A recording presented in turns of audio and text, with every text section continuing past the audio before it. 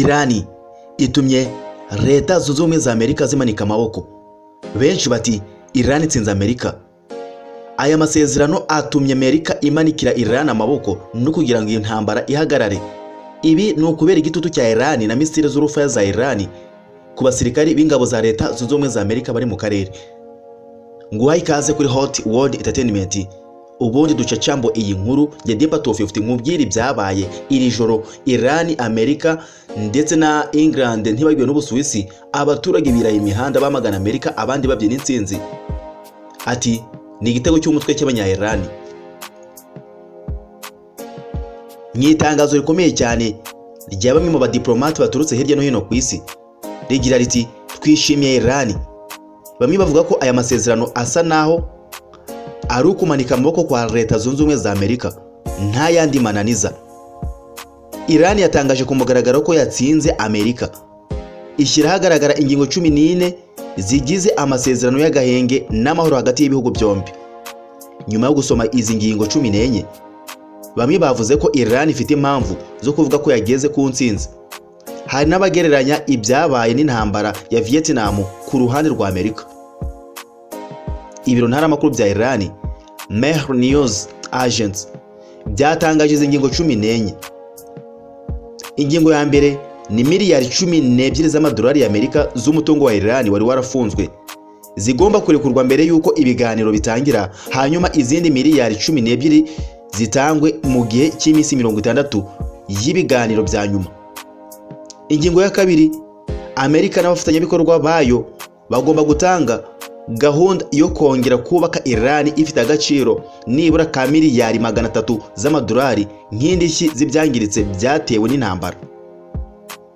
Ingingo ya gatatu ni ukugabanya umubare w'abasirikari ba Amerika bari mu karere. Ingingo ya kane, ibihano byafatiwe Irani ku bijyanye na petroli n'ibikomoka kuri petroli bikurweho burundu. Naho ingingo ya gatanu, ibikorwa byo mu nyanja byari byafatiwe Irani bikurweho mu minsi 30. Ingingo ya gatandatu, Amerika yemera kutivanga mu bibazo bya Irani, gukura ingabo zayo hafi yayo no kudashyiraho ibihano bishya cyangwa kohereza izindi ngabo. Ingingo ya karindwi, hagomba guhita habaho agahenge ku mpande zose z'intambara harimo na Libani.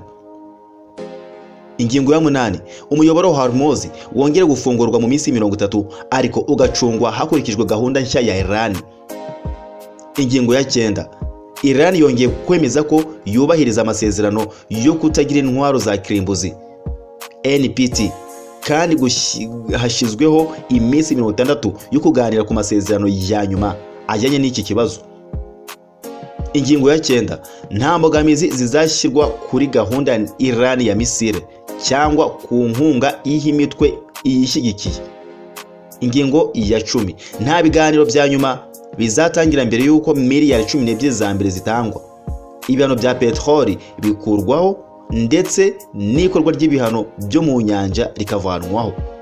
Indi ngingo, hashyirwaho urwego rushinzwe kugenzura ishyirwa mu bikorwa ry'amasezerano, kandi amasezerano ya nyuma azemezwa n'icyemezo cy'akanama k'umutekano Loni. Indi ngingo, igitero icyo ari cyo cyose cya Israel kuri Hamas, Houthi cyangwa Hezbollah kizaha Iran uburenganzira bwo kwihorera. Ingingo ya nyuma ya 14, Iran ntizatanga uranium yayo yongerewe ubukana ku kindi gihugu kandi ntizanayisenya. Uko izayicunga bizaganirwaho mu biganiro bizakurikiraho. Wowe ubona iki muri aya masezerano? Ni kubona nyuma yo gusoma aya masezerano ninde waba umutsinzi muri aya makimbirane? Benshi bati Irani yageze ku ntego, abandi ni igitego cy'umutwe. Iyi ni update tubahaye kuri intambara iri ku burasirazuba bwo hagati ndetse inahabahangayikishije isi yose muri rusange. Dempa 250 niko nitwa.